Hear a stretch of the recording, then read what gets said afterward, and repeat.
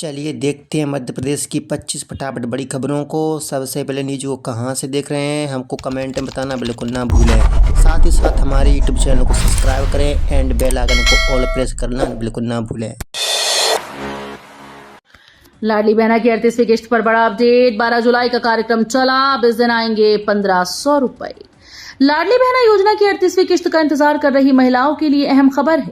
मुख्यमंत्री डॉक्टर मोहन यादव का 12 जुलाई 2026 को प्रस्तावित राशि अंतरण कार्यक्रम अपरिहार्य कारणों से स्थगित हो गया है। अब नई तारीख और समय जल्द तय किया जाएगा, जिसकी जानकारी मुख्यमंत्री के आधिकारिक व्हाट्सएप चैनल पर साझा की जाएगी। 38वीं किश्त जारी होने पर प्रदेश के करीब 1.25 करोड़ पात्र महिलाओं के खातों में कुल 1847 करोड़ रुपए सिंगल क्लिक के जरिए डीबीटी के माध्यम से भेजे जाएंगे। अतिथि विद्वानों को बड़ी राहत के संकेत। वेतन और नियमितीकरण पर बनेगी सरकार की समिति। मध्य प्रदेश के अतिथि विद्वानों की लंबित मांगों को लेकर सरकार ने बड़ा कदम उठाने के संकेत दिए हैं। मुख्यमंत्री डॉक्टर मोहन यादव ने कहा कि फिक्स सैलरी, नियमितीकरण, सामाजिक सुरक्षा समेत अन्य मांगों पर विचार के लिए समिति बनाई जाएगी।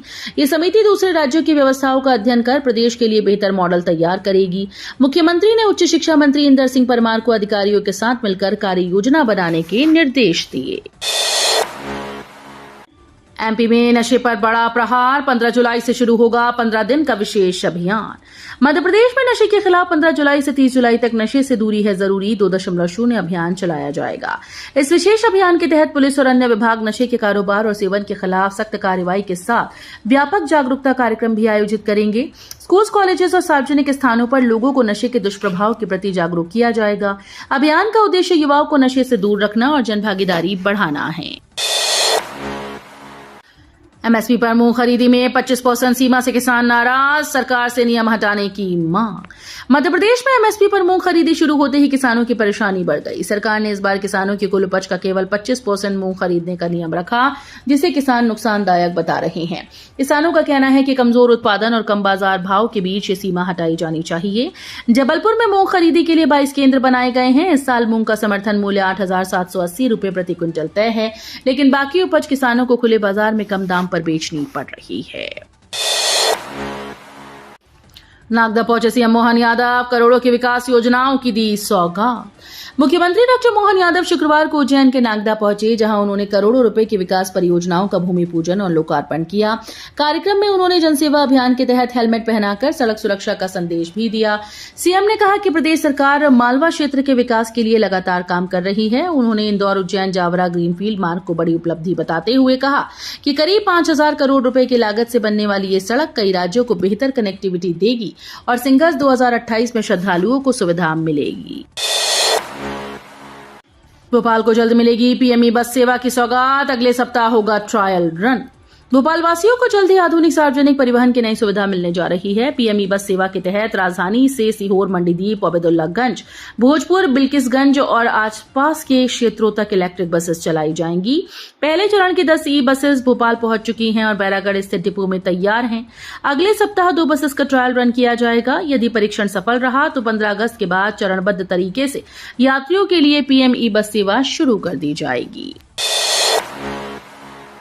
भोपाल में वक्फ बोर्ड नियुक्ति पर विरोध तेज। काली पट्टी बांधकर नमाजियों ने किया प्रदर्शन।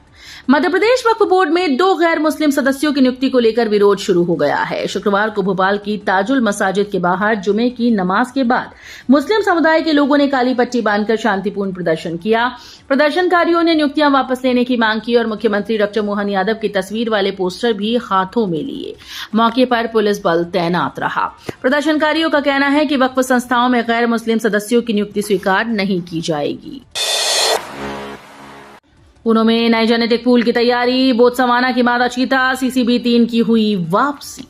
मध्य प्रदेश के कूनो नेशनल पार्क में चीतों की नई पीढ़ी तैयार करने की दिशा में बड़ा कदम उठाया गया। बोत्सवाना से लाई गई मादा चीता CCB3 को ग्वालियर के पनिहार क्षेत्र के जंगल से रेस्क्यू कर कूनो लाया गया। विशेषज्ञों के अनुसार बोत्सवाना के चीतों और भारत में मौजूद चीतों के मेल से नया जेनेटिक पूल विकसित होगा। कूनो प्रबंधन नए जेनेटिक सिस्टम को लेकर उत्साहित है। छिंदवाड़ा मेडिकल कॉलेज पर युद्ध का असर, विदेश से आने वाली मशीन्स रास्ते में अटकी। अमेरिका और ईरान के बीच जारी तनाव का असर अब मध्य प्रदेश के छिंदवाड़ा मेडिकल कॉलेज पर दिखाई दे रहा है। Chhindwara institute of medical sciences की 7 मंजिला इमारत लगभग तैयार हो चुकी है, लेकिन जरूरी मेडिकल मशीन्स की आपूर्ति रुक गई। ये अत्याधुनिक उपकरण यूनाइटेड किंगडम से मंगाए जा रहे हैं, जो अंतर्राष्ट्रीय हालात के कारण अटक गए। करीब 5.5 साल में तैयार हुई इस बिल्डिंग में मशीन्स के इंस्टॉलेशन का इंतजार है। कान्हा टाइगर रिजर्व में तोड़ा रिकॉर्ड, बाघों के दीदार से हुई करोड़ों की कमाई। मध्य प्रदेश का प्रसिद्ध कान्हा टाइगर रिजर्व पर्यटकों की पहली पसंद बना हुआ है। यहाँ की प्राकृतिक सुंदरता, पहाड़, झरने और जंगलों का आकर्षण देश विदेश के सैलानियों को अपनी ओर खींच रहा है। बाघों के दीदार के लिए पहुंचने वाले पर्यटकों की संख्या बढ़ने से कान्हा की कमाई ने भी नया रिकॉर्ड बना दिया। इस साल कान्हा टाइगर रिजर्व को करीब 18 करोड़ 50 लाख रुपए की आय हुई है। वर्तमान में यहाँ लगभग 260 बाघ मौजूद हैं, जो पर्यटकों के आकर्षण का मुख्य केंद्र हैं। जबलपुर ट्रैफिक पर हाईकोर्ट सख्त, सिग्नल व्यवस्था एक एजेंसी को देने का आदेश। जबलपुर में बिगड़ती ट्रैफिक व्यवस्था को लेकर मध्य प्रदेश हाईकोर्ट ने सख्त रुख अपनाया। कोर्ट ने कहा कि नगर निगम, स्मार्ट सिटी और यातायात विभाग के बीच जिम्मेदारियां बंटने से ट्रैफिक सिग्नल्स की व्यवस्था प्रभावित हो रही है। हाईकोर्ट ने सरकार को सुझाव दिया कि सिग्नल संचालन की जिम्मेदारी किसी एक एजेंसी को सौंपी जाए, ताकि जाम की समस्या कम हो सके। नागरिक उपभोक्ता मार्गदर्शक मंच की जनहित याचिका पर सुनवाई करते हुए कोर्ट ने अगली तारीख 29 जुलाई तय की। 86,000 क्विंटल गेहूं की कमी के बाद बड़ा एक्शन, अब बोरों की गुणवत्ता की होगी जांच। मध्य प्रदेश के सरकारी गोदामों में 86,000 क्विंटल गेहूं की कमी सामने आने के बाद नागरिक आपूर्ति निगम ने बड़ा कदम उठाया। अब खाद्यान्न भंडारण में इस्तेमाल किए गए जूट के बोरे और पीपी बैग की गुणवत्ता की जांच कराई जाएगी। निगम अध्यक्ष केपी यादव के निर्देश पर विशेष जांच टीम गठित की गई। शिकायत है कि पैकिंग में उपयोग किए गए बोरे गुणवत्ता मानकों के अनुरूप नहीं थे। जांच की शुरुआत 9 जिलों से की गई। ज्ञान भारतम अभियान में मिली दुर्लभ धरोहरें, पांडुलिपि पंजीयन में एमपी देश में नंबर 1। मध्य प्रदेश में चल रहे ज्ञान भारतम अभियान के दौरान इतिहास की कई अनमोल धरोहरें सामने आई। इसमें रानी लक्ष्मीबाई की अष्टकोणीय राजसी मुहर, 1857 की क्रांति से जुड़े मूल दस्तावेज, महाकवि केशवदास की 435 साल पुरानी हस्तलिखित रसिक प्रिया और प्राचीन ग्रंथ शामिल हैं। इसके अलावा 220 साल पुराना श्रीमद् भगवत महापुराण और जम्बू द्वीप का पुराना नक्शा भी मिला है। स्वास्थ्य विभाग में मचा हड़कंप, जिला अस्पताल भेजे गए 166 कर्मचारी। इंदौर में स्वास्थ्य विभाग ने बड़ा प्रशासनिक फैसला लेते हुए 166 मेडिकल कर्मचारियों की अटैचमेंट तत्काल प्रभाव से समाप्त कर दिए। मुख्य चिकित्सा और स्वास्थ्य अधिकारी के आदेश के बाद सभी कर्मचारियों को बिना किसी देरी के जिला अस्पताल में अपनी सेवाएं देने के निर्देश दिए गए। फैसले के बाद स्वास्थ्य महकमे में हलचल तेज हो गई। अधिकारियों का कहना है कि जिला अस्पताल में स्वास्थ्य सेवाओं को और अधिक प्रभावी और सुचारू बनाने के उद्देश्य से ये कदम उठाया गया। ड्रोन से होगी भोजशाला परिसर की मैपिंग, सर्वे रिपोर्ट के आधार पर बनेगा विकास का मास्टर प्लान। मध्य प्रदेश के धार जिले में स्थित ऐतिहासिक भोजशाला और धारेश्वर मंदिर परिसर के समग्र विकास की दिशा में बड़ा कदम उठाया गया। प्रस्तावित सरस्वती लोक परियोजना के लिए पर्यटन विभाग और जिला प्रशासन ने हाईटेक तकनीकी सर्वे शुरू किया। आधुनिक ड्रोन कैमरों की मदद से पूरे क्षेत्र की मैपिंग की जा रही है, ताकि भौगोलिक स्थिति और विकास की जरूरतों का सटीक आकलन किया जा सके। 10 साल बाद प्रमोशन की सौगात, 1.5 लाख कर्मचारियों में खुशी, सुस्त विभागों पर सख्त सरकार। मध्य प्रदेश में 10 साल बाद अधिकारियों और कर्मचारियों की पदोन्नति प्रक्रिया शुरू होने से करीब 1.5 लाख कर्मचारियों में उत्साह है। हालांकि गृह, महिला और बाल विकास, पंचायत और ग्रामीण विकास समेत कुछ विभागों की सुस्ती पर सरकार नाराज है। मुख्यमंत्री डॉ. मोहन यादव ने सभी मंत्रियों को खुद इस प्रक्रिया की निगरानी करने के निर्देश दिए।